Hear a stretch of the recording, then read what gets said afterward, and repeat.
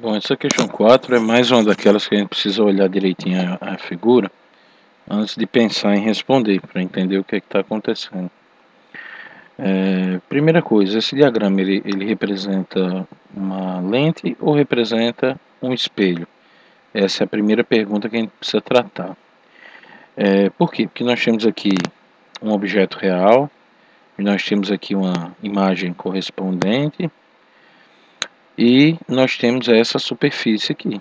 A questão é, essa superfície é um espelho, essa superfície é uma lente. Bom, a gente pode aqui afirmar que ela é um espelho. Por que motivo a gente pode afirmar que ela é um espelho? Porque os raios luminosos que saem do objeto e chegam até a superfície não passam pelo material. Elas refletem no material. No caso, esse raio aqui bate e reflete e volta no mesmo sentido, na mesma direção em sentidos opostos. E esse aqui pega um certo ângulo que tem a ver com o ângulo de incidência, com relação ao normal, aquilo que a gente já sabe sobre reflexão. Essas linhas tracejadas que a gente observa aqui são projeções do caminho que a luz faria se ela conseguisse passar por essa superfície. Portanto, se a luz não passou, não é uma lente. Se a luz retornou, isso aqui é um espelho. Bom, segunda grande conclusão que a gente precisa tirar é, tudo bem, é um espelho, mas é um espelho côncavo ou é um espelho convexo? Para isso a gente precisa observar o lado onde a reflexão e principalmente se esse lado está virado ou não para o objeto. Então nós temos aqui o objeto, nós temos aqui o nosso espelho. Os raios estão refletindo aqui na superfície do espelho e essa superfície que está virada para o objeto, ela supondo que essa lente e toda lente ou todo espelho convexo tem um formato de um C aproximadamente, né? O que está virado para o objeto é a parte externa ou é a parte interna? Se é a parte externa, se é essa barriguinha, se é o bucho do espelho, eu tenho que o espelho é convexo. Se eu tivesse o objeto aqui desse outro lado, virado para a parte funda do nosso espelho, a gente teria um espelho côncavo. Então, na verdade, o que a gente tem aqui é um espelho convexo. Agora sim a gente pode passar a ler as alternativas.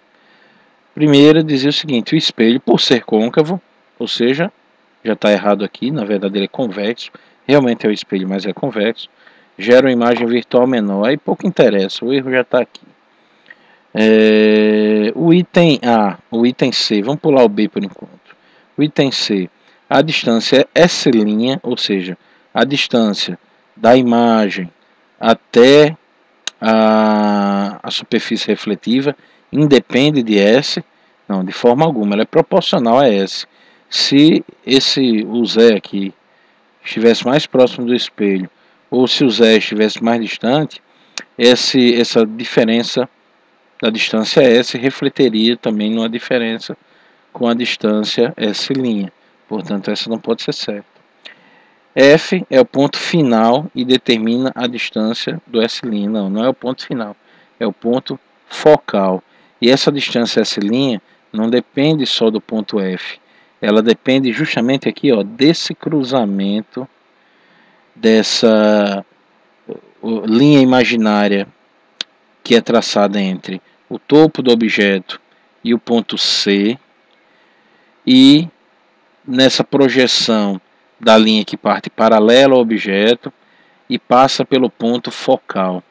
Nesse encontro aqui, esse encontro determina a posição do S. Então o ponto focal sozinho não consegue determinar isso. Então nem é ponto focal, nem determina sozinho o S. O C é o centro do ponto de vista do observador. Não, é o centro de curvatura desse espelho. E eu posso ter uma situação onde esse centro de curvatura coincide com o ponto focal, mas normalmente eles estão em pontos distintos, tá? E por fim, não importa qual seja o S, a imagem aqui sempre será a mesma, ou seja, o objeto sempre vai estar voltado no mesmo sentido de direção, sempre vai estar invertido no eixo vertical. Então as características da imagem são sempre a mesma. E sim, são sempre a mesma. Kleber, e a imagem sempre vai ser menor? Sim, a imagem sempre vai ser menor. Não importa o quanto você aproxime ou afaste aqui o objeto, pessoal. Sempre que você vai determinar a imagem formada num espelho convexo, sempre você tem que fazer uma linha ligando o ponto máximo do objeto ao centro. Ou seja, não importa qual seja a distância que eu esteja do objeto até a superfície refletiva, sempre eu tenho que traçar essa distância até o centro. Resultado, como sempre eu vou ter aqui a formação de um triângulo retângulo. Observe só, aqui é um cateto, aqui é um outro cateto e aqui é a hipotenusa. E a imagem do objeto sempre vai estar sob essa hipotenusa, essa distância aqui sempre vai ser menor do que esse cateto do triângulo retângulo, portanto a imagem sempre vai ser menor. Então o item certo é o item B. A resposta, a imagem sempre vai ser menor, é impossível ela ser maior.